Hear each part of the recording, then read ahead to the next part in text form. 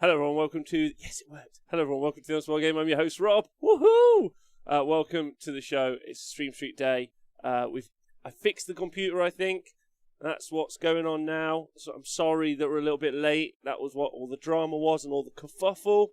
I think I've got everything back in working order. Does this sound okay? Hello. This should be fine. Nice hat, thanks very much. This is my Kanhammer hat. If you guys have never checked out Kanhammer, it's a media empire based in Canada, which is full of legends. Hello to Colonel Cabbage.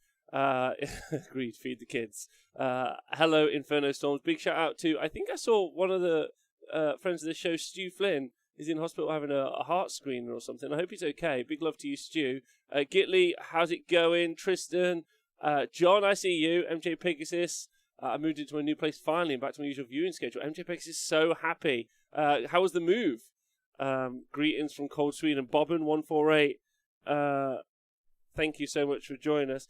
Tell you what, it's been a hectic morning, is all I'm going to say. Apologies for being a little bit late. I feel all over the shop. So if you guys could bear with me, I'm going to do some hobby is the plan. And I'm going to chat to you guys.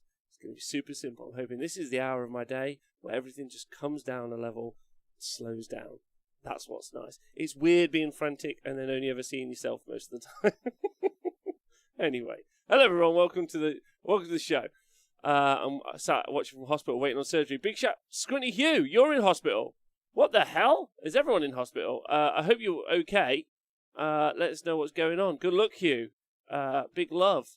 Did you get a bit of resin stuck in your thumb? That's my question.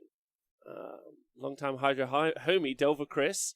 First time live, I'm amped. Delver Chris! Hey, Hydra homies. Good opportunity for me to say big shout out to all the Hydra homies in the world. I hope you're well. Big shout out to everyone else thanks to everyone who joins us live. And thank you, of course, to everyone who supports the Unspoiled Game Patreon or subscribe. If you do subscribe, I'm going to have to get up and get it. If you subscribe on Twitch this month or on Patreon this month, I'm going to be giving away 2 prizes. I'm going to show you what the prizes are, but I'm going to have to go away. I'll do it another time. I didn't prep it. But it's super cool. So basically you can win a piece of terrain or a model, and there's a model as well. So those are the prizes. And the prize is super cool. It's an ogre that's a hunter, and he's carrying a bit of calamari on his back, and he's got 2 walrus pets. That's the model this year. I've printed them out. They're over there. They look great. Super sweet. They're really good. We may eventually get Canhammer TV. I'm in the hospital, not as a patient. Darren, aren't you doing the jabs? Aren't you giving us all the vaccines? Big love to Darren and all the frontline workers, by the way. You're all brilliant. Chris Wallace started furlough this week, so I guess I can tune in live and chat a bit more going forwards. Thanks, Chris Wallace. Woo! There's a positive side to being furloughed. Big love to all the Grot Gang in hospital. BU workers, BU whatever it might be.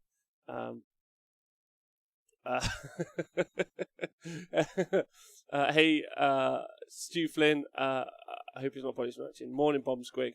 Okay, so it's gonna be a cool model that I can give away. Whew, slow it down. Right, I'm gonna get my little hobby camera out. Here we go. Bam, bam. There's my hands. Dun, dun, dun, freshly washed for you. I don't think I've leveled this very well. I know I asked for your opinion on Nighthaunt. I just completely ignored your important Nighthaunt army.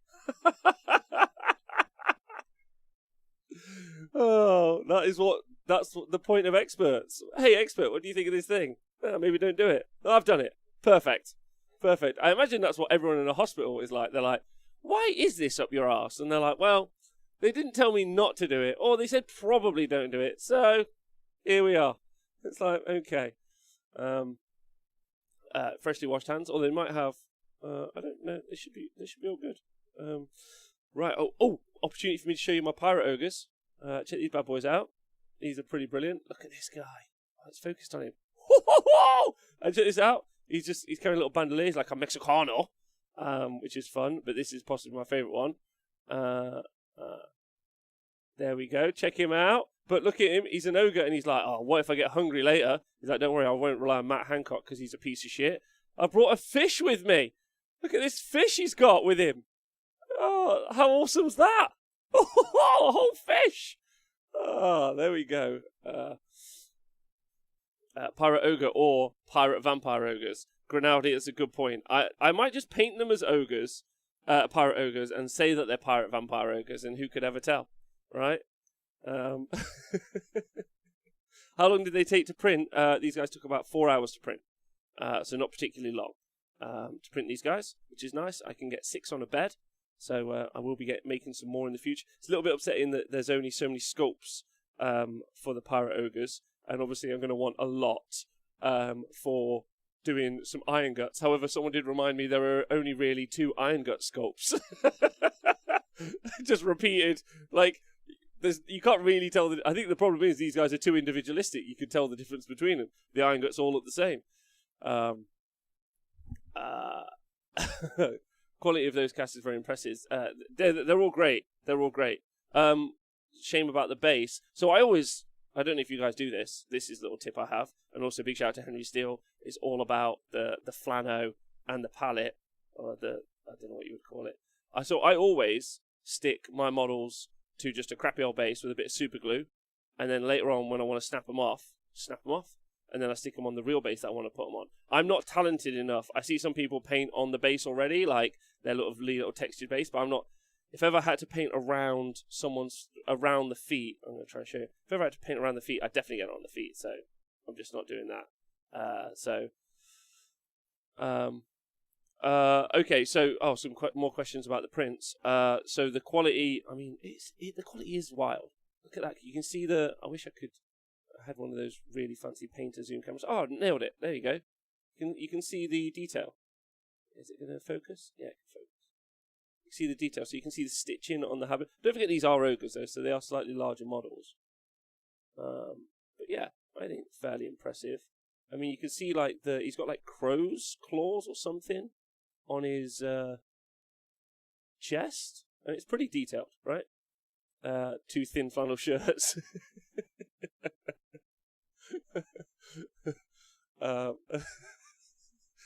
Who does he think he is, Duncan Rose? James, do you want to ring me? Do you want to ring me in chat? Anyway, this guy. So not bad, right? I'm giving this model a standing ovation right now. Yeah, look at that. It's pretty good. Oh, I can't believe it focused. So the quality's pretty high. There's his fish. Oh, that's when you're hungry. You just think, I'll take a fish with me. That looks great. So really happy with this guy, and then the Bandit guy. These are all pre-supported STL files. So I didn't do any of the supports myself. That's something that I won't be doing for a while myself, at least. I'm not going to be learning that for a while. So yeah, just pre-supported STL files. Pretty simple. Nice. So Gabe, how did the 69 Screamer list do? So yes, if you guys didn't happen to catch over the past couple of days, it's been a bit of a clusterfuck.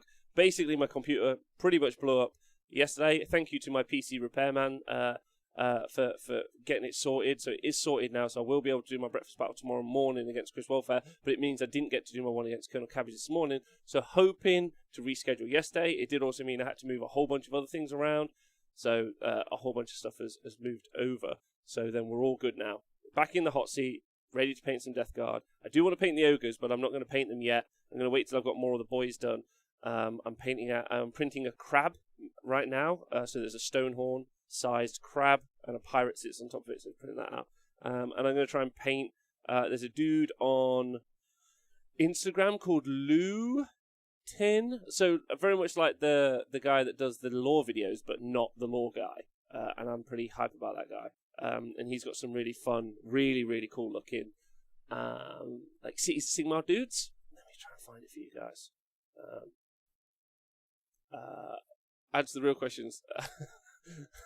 Have you found any 3D printed Death Guard bits? Extra flails would be clutch. Actually, no, I haven't. I haven't actually looked around for. I haven't looked for any like Games Workshop style files yet. Like, I get that eventually that'll be maybe something I want to do, like shoulder pads or, like you say, Death Guard flails or something like that. But it's not something I'm more excited about. Like, to me, the exciting thing about the 3D printers is that I now have a Pirate Ogre. I had to do no converting. Actually, I have to do no building. It's one of the things I was thinking about, like, what about all the extra time you're spending on stuff, Rob? I'm like, well, I kind of factor in any time I spend prepping or like post work on the print, so having to clean it and all that other stuff, as just like what I would spend on building stuff anyway. And I do find building very therapeutic. Like I do like building, so don't get me wrong. And some of the larger files, I am going to have to like build parts onto each other. But this guy just prints flat out, which is just wicked. And also, like, I don't know if you guys ever find this. This is just a little bugbear of mine. Like, I'm really fastidious about building. Like, you guys know, I'm trying to become a better painter. Big shout out to Henry in the chat, if he's still here from the Cult of Paint. He always gives me loads of tips where I want it. Vince has come on and give me some tips as well, of course. But so I'm trying to be a better painter. But one of the things that I'm really proud of myself is I'm a pretty good builder. I'll do all the mold lines. I'll like scrape every little bit of flash off before I stick them together. So I've always been pretty proud that like I put my models together super well. But I mean, it can take hours and hours and hours. Ultimately, when you're building them, and they are fiddly. I remember building a Necromunda gang once as well. I was like, probably I'll never, ever build a Necromunda gang again. And I sometimes see a cool Necromunda gang, and I think I would really like that, and then I think, I'm not building you. Like, it's not worth my time. What, stick an individual face on? I get that you can, and that's awesome, but I can't be asked. But even when you try your hardest to build those models, like micron fine, you sometimes end up with a gap here or there. And I know it's always user error.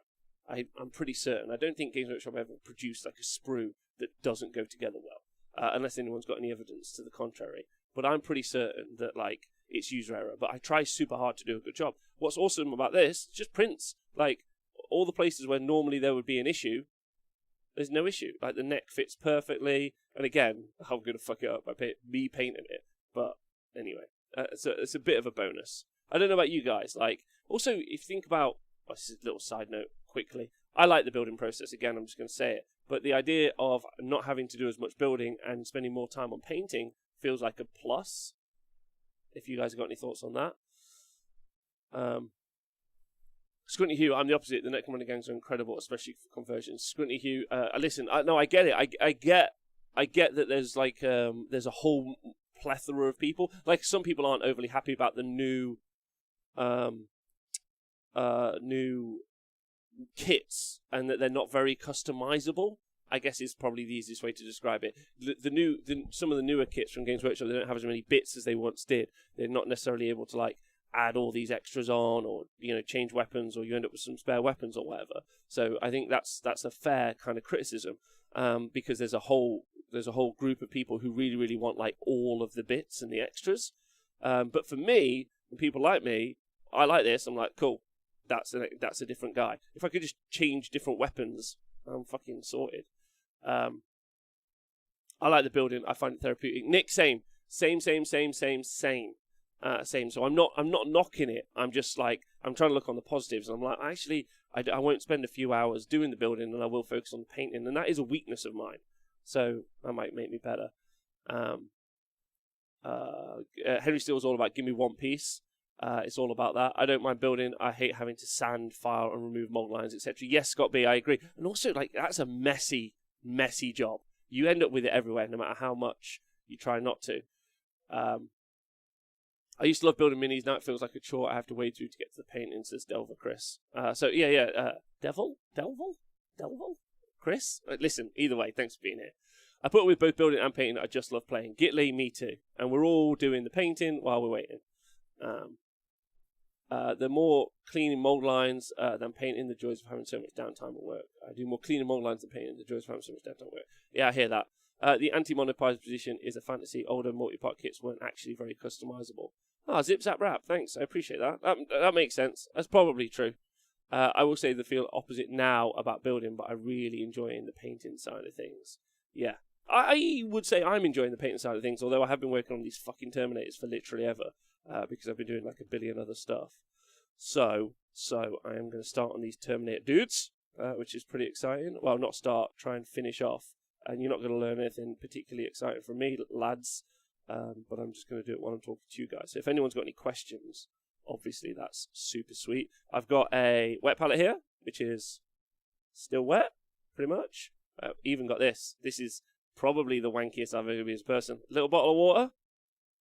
Want to make my wet palette a bit wetter? There you go. I hate myself. Probably more than words can describe. I haven't done that. Just like to know. So now I'm this guy. It's a bit wetter. And according to Sebastian from The Little Mermaid, it's always better when it's wetter under the sea. Can I ask a really dumb question? All right, mate. No problem. Oh, Gitley, I saw you in Mephiston, by the way. He looks great. I'm in the middle of some stupidly involved building right now, and not doing it sounds awesome, says Tristan. What's the source of the 3D files for the Ogres? It's from a company called Titanforge. I'm obviously not sponsored by them, and we're not sponsored by anyone. Honest Wargaming and never will be. So I just like the look of them, and they look great. I did print out some Arabian guys of theirs, and they printed out really terribly. So I think that's got something to do with their files, so I'm going to email them later. I signed up to their Patreon, and these ones I actually bought. And the bargain, I mean, I could fucking talk about the bargain all day for signing up to one of those guys. But we'll talk more about that later. Can I ask a really stupid question? I have got my first set of Marines to paint, and I don't want them to look like my kids painted them. Oh, buddy, iRobits. That's not a stupid question. Can I ask you, I've got my first set of Marines to paint, and I don't want them to look like the kids painted them. Okay, really easy. There is probably one of the biggest problems with learning how to paint is there are so many options. You put how to paint Marines, you're going to get a billion options. So iRobits, pick the color scheme you like, i.e. I want them to be yellow or red or blue, and then look at a bunch of those like on Instagram or on Pinterest, apparently, is also another really great source for doing that. Find the exact scheme you like, go find out how it was done, go investigate how it was done, and then learn to do it from that way. That's the easiest way to do it. The easiest way. There are loads of great painting websites and teachers and fucking all sorts of people. So I hope that helps. Flannel shirts just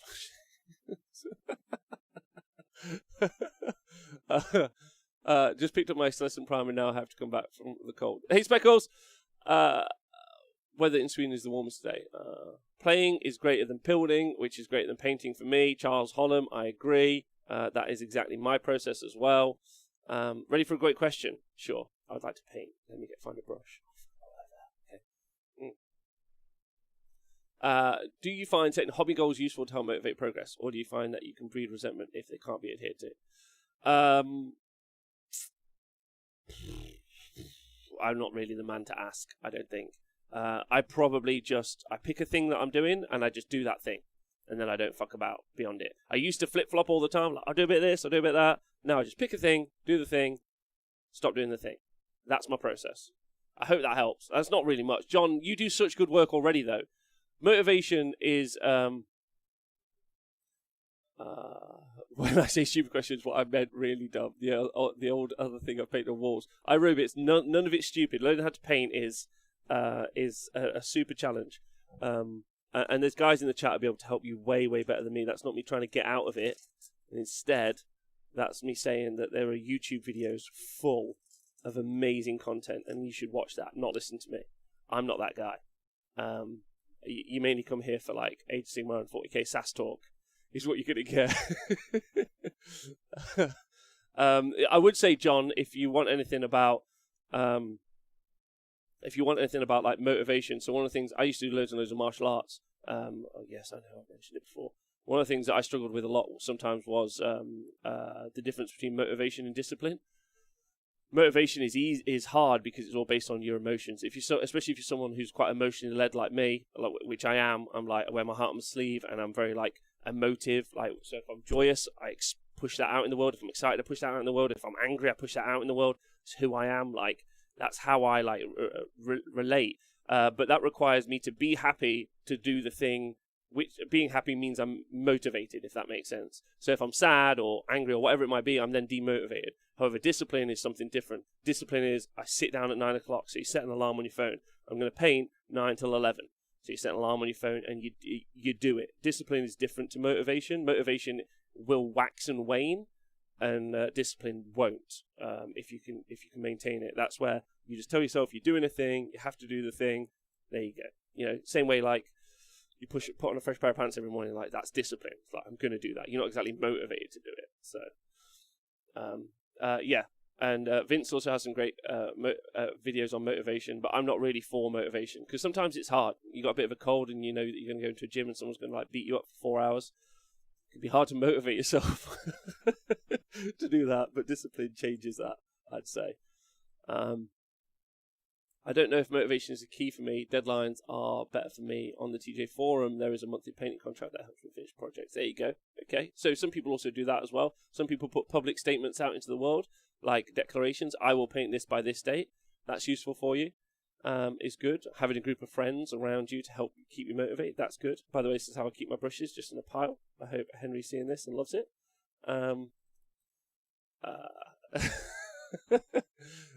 Second question I've got.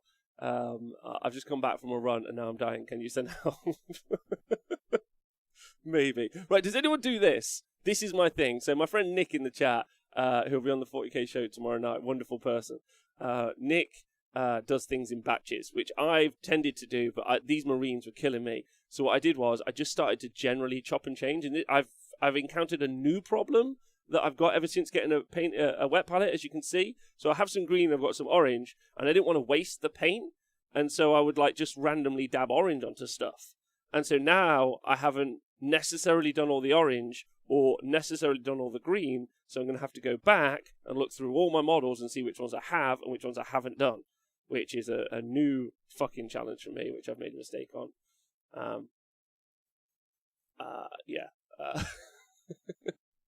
I find a lot of it is avoiding having a set idea in my head of how a model will end up.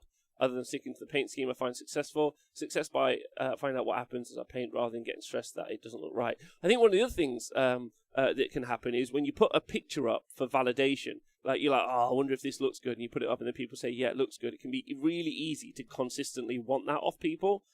But I don't generally put pictures of my models up. Like, I've painted whole armies in the past year, and you wouldn't have seen it on Twitter or Instagram. I mean, mainly I'm not overly proud of how they look anyway, but I'm not unproud. Is that right? I'm not ashamed. That's a better word. I'm not ashamed of how they look. Where's my water bottle? So, yeah, I'm not ashamed of how they look. I just think you just got to, like, stick with it. Like, the tax that we have to put in time to get stuff to the table for the people who are mainly gamers, which is me. So this is all tax to me. Like, all of this... Oh, God, I'm not painting near me. Let's do a thing. Is this closer? Yeah? Is that... Right. Yeah, so it's all tax to me. Like, having to do this is just tax. I've, over the years, come to enjoy it, but when I first started doing it, it was horrific. Hours and hours of, like, rage that it took so long to paint these tiny fucking guys. I was livid. I might still be livid now, if I'm honest with you. Yeah, and but I agree with Owen, that's the point. Just do it for yourself. Don't let anyone rag on you. Just be like, cool, I've fucking done them. I think the biggest problem is when your eyeballs, it's like when your eyes are bigger than your stomach. If you're like, yeah, I'm going to do a fucking great job on these, and you don't have the skills to do a great job, then you're not going to do a great job. Like, you know, like, respect that. Like, when you watch these painting tutorials, all these people who are teaching you have been doing it for years. They're fucking so smart. Again, I know I talk about him a lot, but he is a fucking gentleman. Henry Steele, when he's on the show, like, and there's great people like Vince and fucking, like, there's a billion great painters out. Not a billion great painters, that's not true. But there's some really good painters out there. But when you talk to Henry, he's telling you about, like, the fucking living conditions of the fucking fur, yeah, before it goes on your brush. People just know shit, right? People just get into it. And so, like, you have to respect that, like, you're not going to be there yet. You've got to practice. You've got to put the time in. And I know none of you need to fucking hear this from me. Everyone here has been here for a long time anyway. That's something I have to tell myself as well. Because I've got some, like, I'm one of the biggest criminals for being like, yeah, fucking, I'll smash that out, no problem. Like, I could do anything. And the answer is, no, you cannot. Tilt the hobby camera slightly towards yourself. Okay. Thanks, boys. Yeah, Stu Flynn, Rose on Games Workshop Vids taught me good basics. He's a great guy as well. Like, he would make videos so that people could learn. So, I don't know. Henry is a first-class human. I'm also going to try and stop counting models I finished as I go. Not that's very high numbers. Yeah, but, I mean, so many people do, like, they've got their own like what's the right word? Like ways of tracking stuff. Like some people, well, Tom was on the show, so Tom from the 40K show. He's tracking everything in an app that he's got to paint or will paint. Fuck that. Like I'm not spending an extra hour on the thing I hate the most.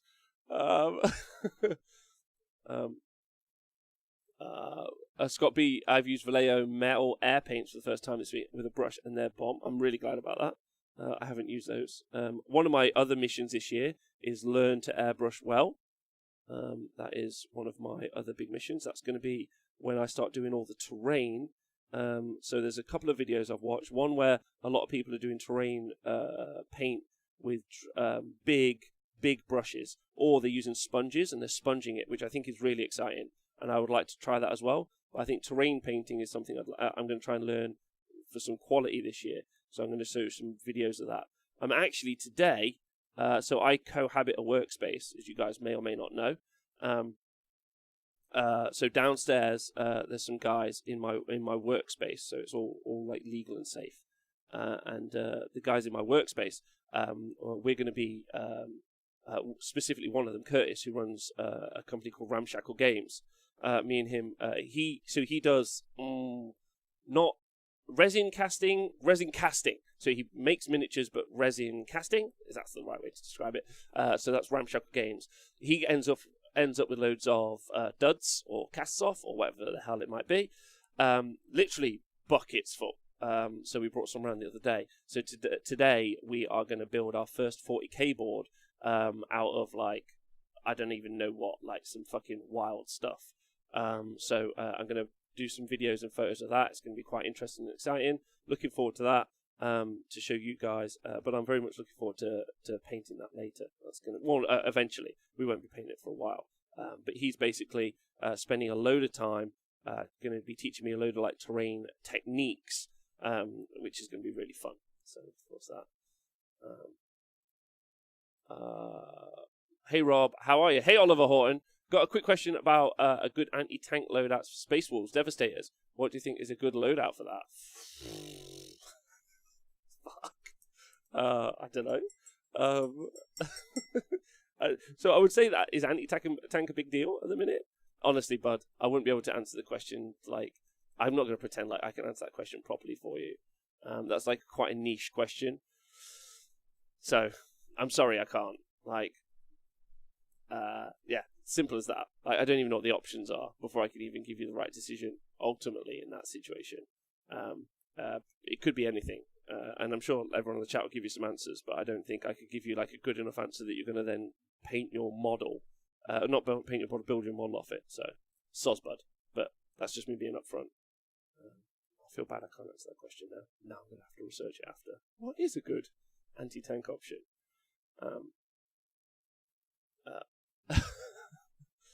Can't you just... Wait, you can take Eradicators, though, right?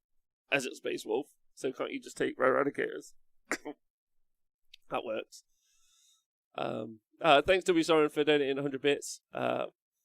Is that where the term cast-off comes from, says OJ? I think so, yeah. I think that's where the term... Yeah, it's where casts are just like... They're just waste, really. It's really... it's quite fascinating having spoken to the guys downstairs for a while who do... a more traditional style of more traditional style of like miniature painting and designing, where they're building the silicon molds and they're putting stuff in. So I feel like I've learned a lot from watching those guys. Not like anything that I would want to do, but like it's been fascinating seeing the kind of behind the scenes, because I think that's one of the things about maybe the Games Workshop processes. And you know, as part of the hobby that we love, we don't really get an insight into what is done and how it's done. So some of it, like, I don't know if anyone has seen a great YouTube video series on, like, these are how miniatures are made. Because I think it would be quite interesting to go through those step-by-steps. We know now that, like, most of it's done by, like, digital, like, programs and stuff. But some of them, the guys downstairs, just do traditional sculpting. They just sculpt and then they resin cast them. So, I mean, it's interesting to watch that as much as anything. Assault metals or plasmids and long fangs, okay. Chaos Knights are the new meta. I'll prove it. Go on, Undead Ben. Go on, Undead Ben. No one will stop you.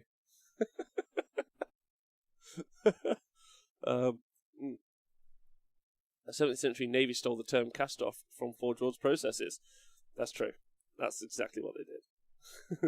Anyway, look, I'm painting these guys. Death Guard book out soon. Very excited. So these are some Blightlord Terminators. I don't actually... I'm not going to be doing tons to them. I'll try and show you. I've got a mini here. So this is one I've then covered in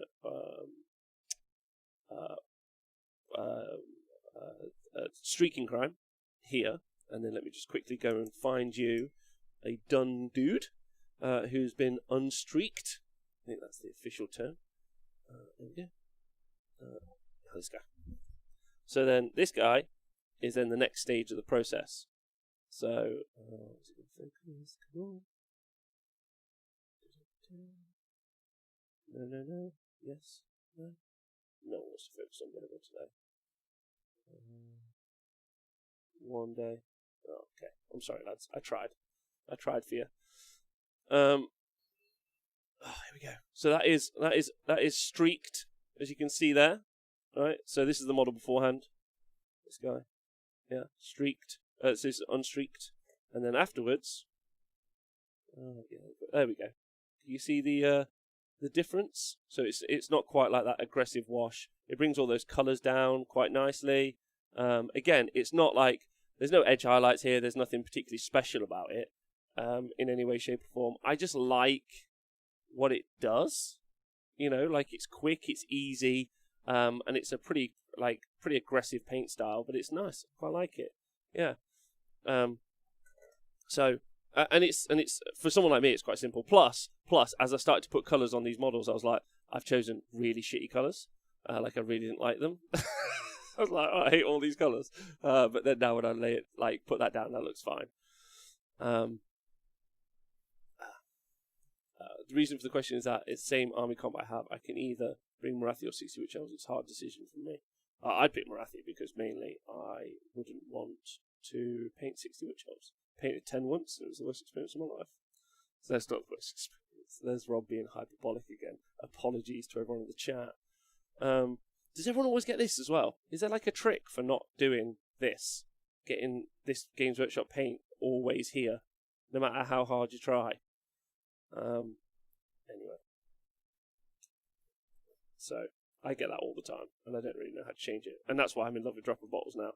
That's not me being like, I know people can use those other pots well. I just can't. I haven't been able to, so. Just mad about it is what I'm trying to say. I'm mad about my own abilities. No trick, just enjoy picking it off. The trick is I stop and use the Vallejo. Ow. Put them in dropper bottles. I'm not going to put them in dropper bottles. Provide me them in dropper bottles. Oh! So, gents. I've got a subject to bring up, and I want to shout out whoever linked it to me on Twitter. I really should get back to them and be like, you're the best. I watched an amazing video. I don't know if anyone else has watched it yet, or could link it in the chat. You can find it on YouTube about spray cans. So, I haven't done this yet, but it's one of my plans next week when I get paid. Is I'm going to get some spray cans that they use to spray walls with. Graffiti spray cans is what I'm talking about, because this guy did this in-depth tutorial about different spray cans and what they cost and what they do and the fact that you can get different nozzles, and it's an amazing tutorial, and I'm super excited about getting myself some spray cans and the quality, because this is basically my paint technique. I pick a base color. There you go, everyone. Yeah, so this is just Army Painter Bone. Spray it that color, paint over the top. No drama. Yeah. But sometimes you'll get a problem, it'll be too cold, it'll go a bit bitty, or whatever the situation. This guy's video on these paint cans made it look like a dream. You guys should watch it. Marco Frisoni one. Yeah, the guy had an accent. Hermanista, let me see. Rob, do you want to do my Latin exam in about an hour? Tripping like madman right now. Semper the Great. No, I don't. But you'll be fine, man. Just be calm a sec. Yes, that's the video. Just be calm. Take a moment, take a breath. It can be easy to get panicked. So just try and slow your heart rate down. Chill out. I know it's easier said than done, but just try to focus yourself, go slower, and then you'll be okay. You'll be okay, right? That's all it is fear, right? So just change the fear to excitement if you can. Be excited about your exam, and you're going to be okay. Something great. I got you. Just be excited. Be excited. Don't be nervous. Use that excitement. Yeah, this guy, Marco Frisoni. Marco Frisoni, just in case, Hermanista has linked it in the chat. I'm going to link it again. Marco Frisoni has got possibly the greatest video I've seen about spray cans to date. Fucking brilliant. I don't know what else he does. It's the only video I've watched. He seems like such a happy guy. But, like, yeah, he's great. I didn't know you could get different... It's obvious now you can get different nozzles for your spray cans. Obvious now. But until someone shows you... big fan, great channel. Yeah, I don't know what else he does. What does he do, mainly? Let's go look on his YouTube. Is he a painter? He's got so many great, like, YouTube link videos, these things. He seems like such a happy fella. Anyway, but that's a great video. So you guys should check that out, because it looks like you can do some great work with the spray cans, and that's something I'm genuinely quite interested in. Because it's like a quick and easy solution for me as a person. So yeah, I didn't know about this guy before, and I'm a fan, is all I'm going to say. So that was a great tutorial. I'll link it in the show notes. Scrivo. But you guys should watch that guy, because it's just outrageously cool. So I'm just going through now, and I'm just checking. I've done all of the... this colour, whatever this colour is, all my organic material.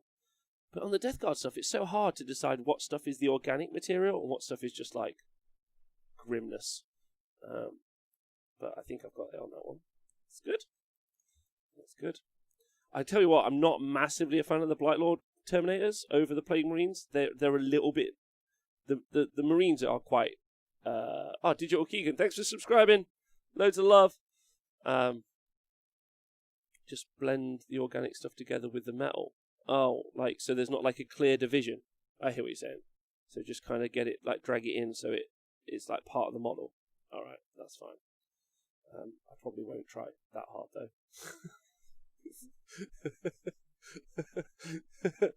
Have we done any streaking grab yet? No, we've not done that yet. We've not got there. That's not today, probably, because I've got to paint like this. Is all going to be this material. I fucking hate having used drop-in bottles a couple of times. I now hate having to lift the lid on the Citadel paint, put it on the wet palette, and then carry on painting. I loathe it, is all I'm going to say.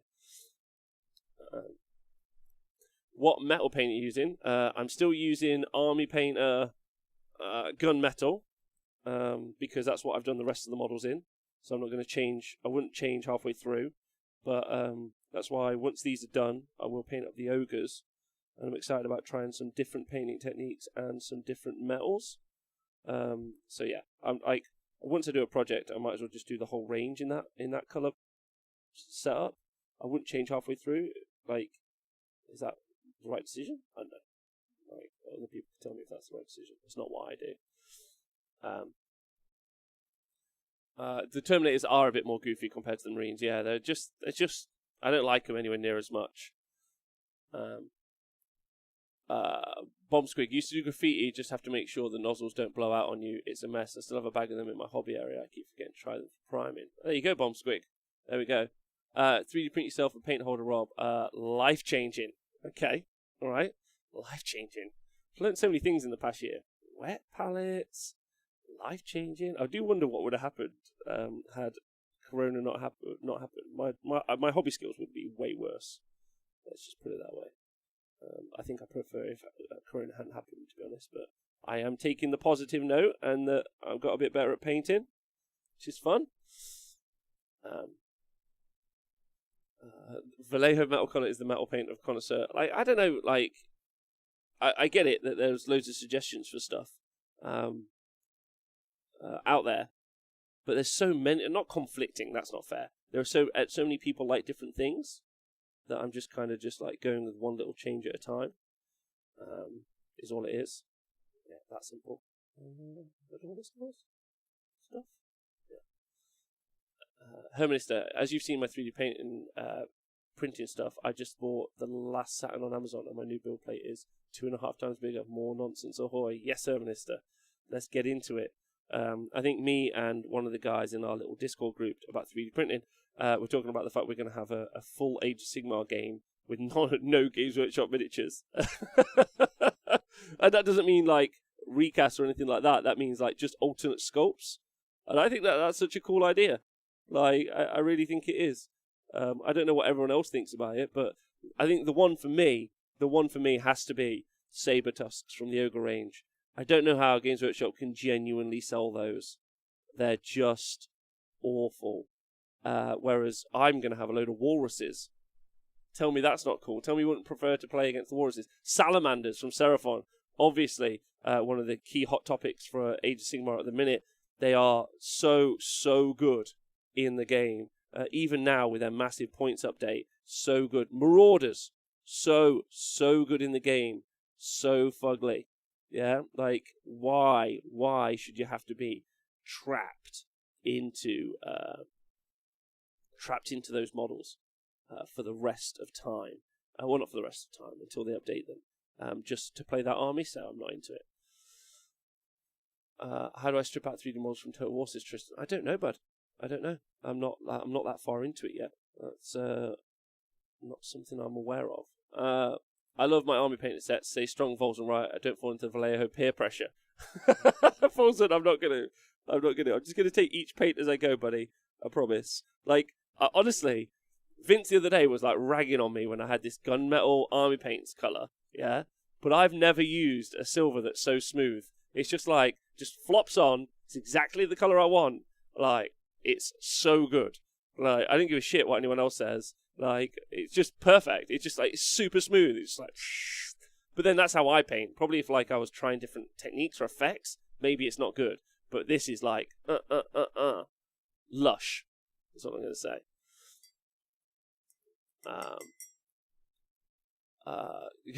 Sorry, you need a trigger warning before I say the word Marauders. I'm so sorry.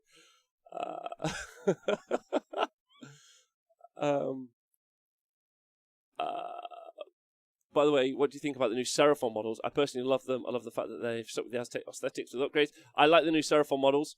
I do. I've said that before. I wish the Saurus were stonkier. I wish they were stronger, more healthy, more robust. I want bigger Seraphon. I think, Saurus is that's what I'm saying. I wish the Saurus were bigger. Skinks can be what Skinks are, but I want big old Saurus. Big, strong Saurus. And I don't think that the new Saurus is big enough. So that's my only argument. The reason is that you never used... you never use his favourite paints. They do go on smooth, if a bit thinly. Okay. The best thing about the hobby is that no one paints the same, different strokes for different blokes. Helgamar, I agree, buddy. Thanks, Minister. So yeah, there's a question that's come up actually. Can I ask you guys in the chat? Okay, I'm going to announce something now. It's a bit embarrassing. So a local college, which they have like their own esports arena and some other stuff. It's called Confetti. They reached out to me and asked me to be like a talking head for the tabletop gaming world. Specifically, they're quite interested locally in esports, as far as I understand it. And they wanted to speak to me about competitive Warhammer, which got featured in the BBC yesterday. I think one of the things was, people even play Warhammer competitively, which is a thing, right? So, idiot win. No, I didn't get my chance to finish my game against Owen, but we are going to reschedule the game, I promise. They've reached out to me to be do a talking head thing. I don't know what that is, but like some sort of like post-grad college chat thing, where it's a seminar where I'll do some questions and things. So that's fun. Good luck for the exam, Semp the Great. Big love. Just think of nervousness as excitement and you'll be fine. You're going to do great.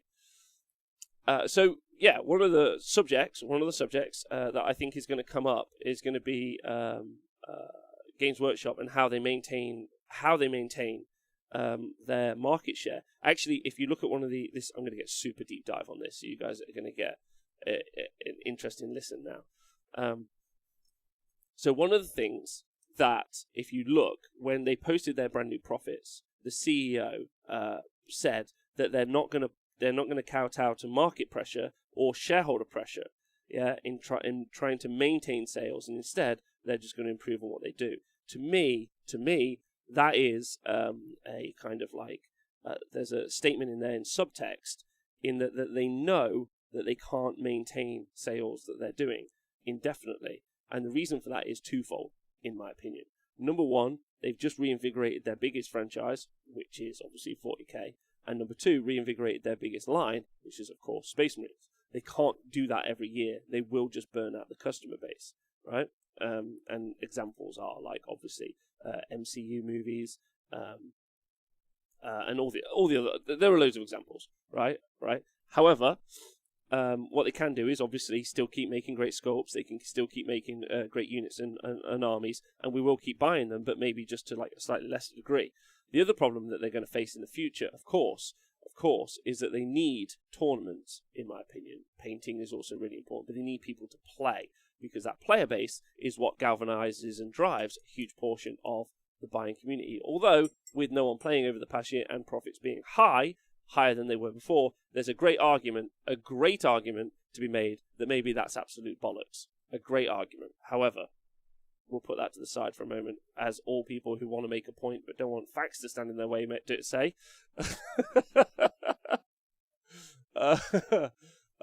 Yeah, you put the link in the chat if you want. Would be interesting. No wonder, in contrast, does the larger historical wargaming have a competitive scene? No, I don't think it does. However, so the point is that I want to make is that I think Games Workshop are going to hit a falter point, and I think that they're already doing something about it. Here's my reasoning. Yeah, Games Workshop need tournaments to occur because it drives sales and it pushes all of the platforms around. They get to put points up and down. They know that when they put the points up on units, they don't sell as much. When they put the points down on units, make things efficient, they sell more. They're aware of that, right? So you need an active gamer base and you need an active gaming community to create that environment. Of course, Games Workshop have hired someone in the past year specifically for that job, in Mike Brandt, and his job. We already know that there are going to be Games Workshop officially sanctioned events. We've already seen that in the past few years. We've seen the LVO get pressure from Games Workshop to make sure that you only have Games Workshop models on the stream, but also, most importantly, at the event. Games Workshop, obviously, I'm based in Nottingham, so this is my take on it, but in stores and also, obviously, Warhammer World only allow Games Workshop models. So, they are going to hit this point, I think, that's very important over the next few years, where they have to make an aggressive play into creating some large-scale tournament, or at least gaming experiences for their audience, because that will buoy up and increase sales. If, however, for example, they don't take that, which I think is what they're going to do, that route, they open themselves up to two sorts of different kind of like competing problems. Number one is that tournaments all around the world can run and hold, and they can have all sorts of 3D printed miniatures. For instance, here's an ogre army I have. Yeah, there's a bunch of guys in the chat printing their own armies as well. So they can't stop that. So that's all sales that they've lost. All sales that they've lost. And also, because they've lost all those sales, like that they also people. So if someone saw this awesome ogre army, like, where the fuck did you get that awesome ogre army? Or I got it here. Like, you could do this. I think more people will jump on that bandwagon as well. So they're running against, in my opinion, they're running against a cultural problem that's going to happen. So what they need to do before they get to that stage is run their own tournament series. And I think that that's what they're going to do. I think that's what we've seen. All the evidence points towards that. However, I think that investor statement from Kevin Roundtree in that kind of BBC News article was actually almost, if you read between the lines, a statement of intent. It was like, we're not going to listen, like, we're not going to like try and hit these top sales all the time. And I'm like, no, what they're going to try and do, in my opinion, is control the environment. And that's what we're going to see over the next few years, which is interesting. So, having made that big statement, question to the Twitch chat, how do you all feel?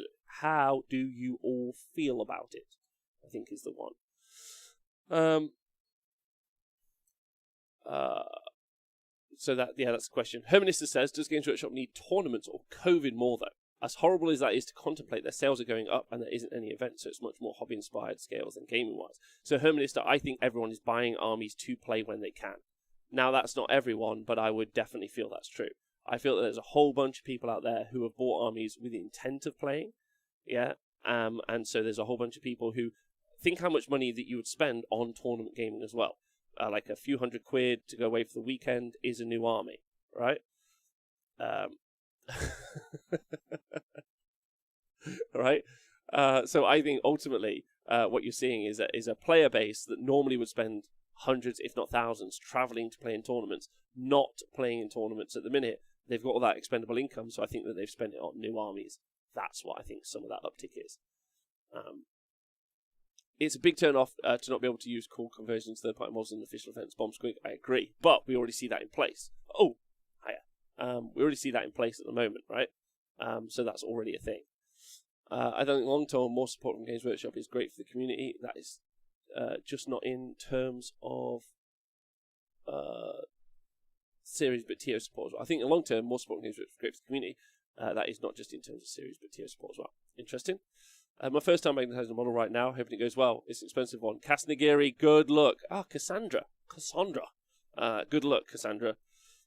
It's a positive statement overall, suggests the CEO has long-term sustainable vision rather than short-term dividends in mind. Hail Hydra, I agree, and that's my point. I think that statement is an intended statement. There we go. Okay, all right. So no one seems to have any real thoughts on it. I think on this topic, anyone know how the size of the Pike and Shot Minis Warlord games, I believe, compares to Games Workshop, specifically Sigma models? No, I don't, Marcus Rock, at all. I'm so sorry.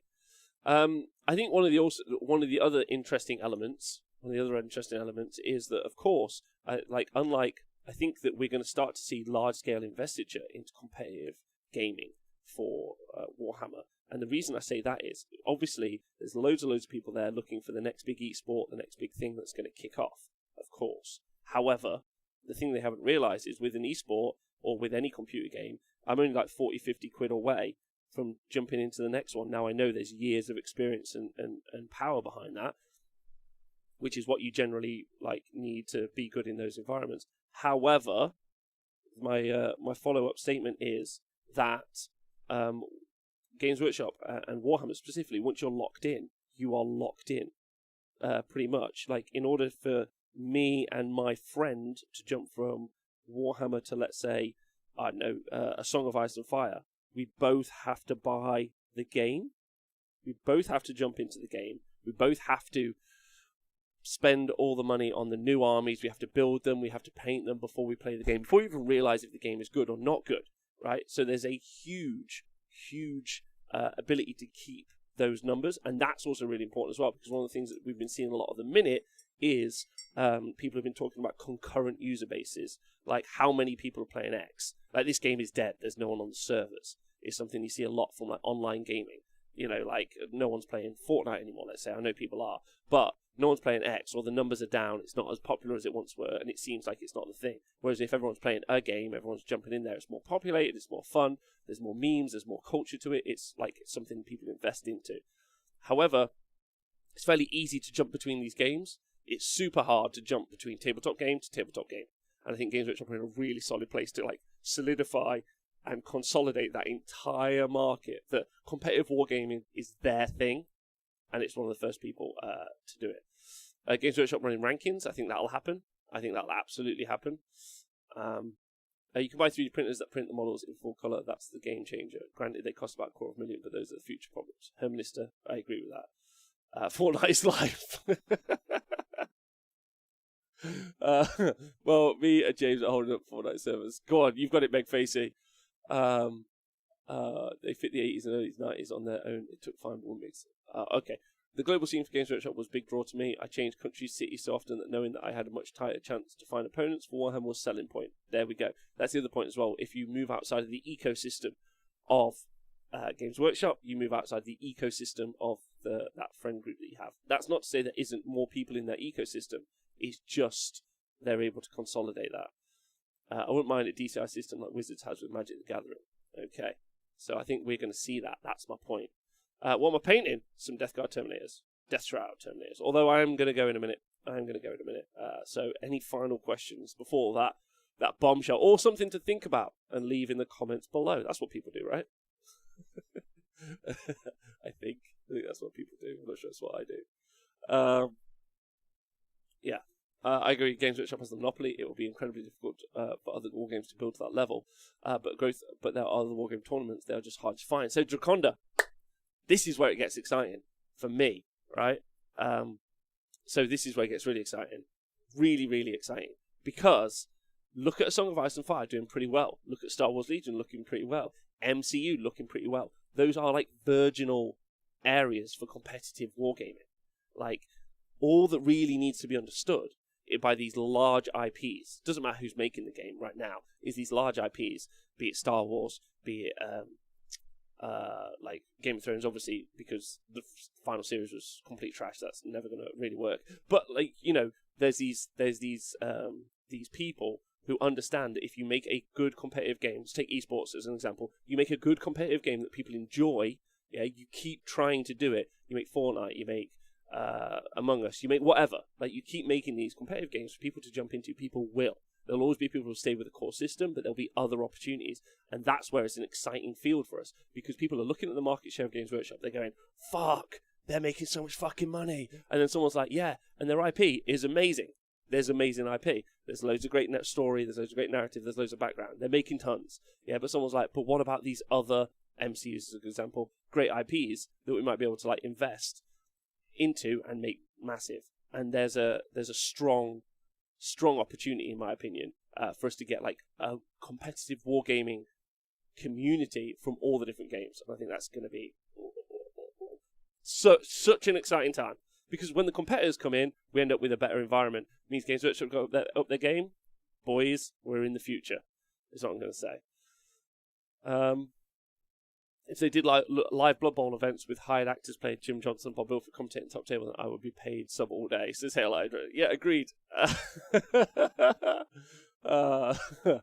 These new company systems pushing for competitive have to be careful. After StarCraft 2, video game companies push hard for esports and many fell flat, lose a lot of money. Draconda, I agree. I think there's a big difference between something like The Witcher 3, where you just go and have a good time, Red Dead Redemption, you go and have a good time, Last of Us 2, you go and have a good time. They're story-driven adventures.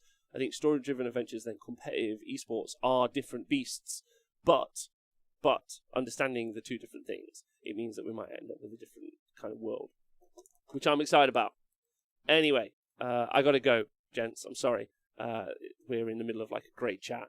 But it's been a pleasure. Thank you all for being wonderful. Thank you for subscribing on Patreon. Thank you for being part of the crew. Thank you for joining me live. Please do join me again tomorrow. You're all brilliant people. Don't forget to join me for the Thursday night show with Nick and Tom. Wonderful guys. Looking forward to that. Take care of yourselves. Stay healthy. Stay hydrated. Drink loads of water. Podcast guys. And that's it. You know, I got nothing else to say apart from feed starving kids. Have a good day. See you soon.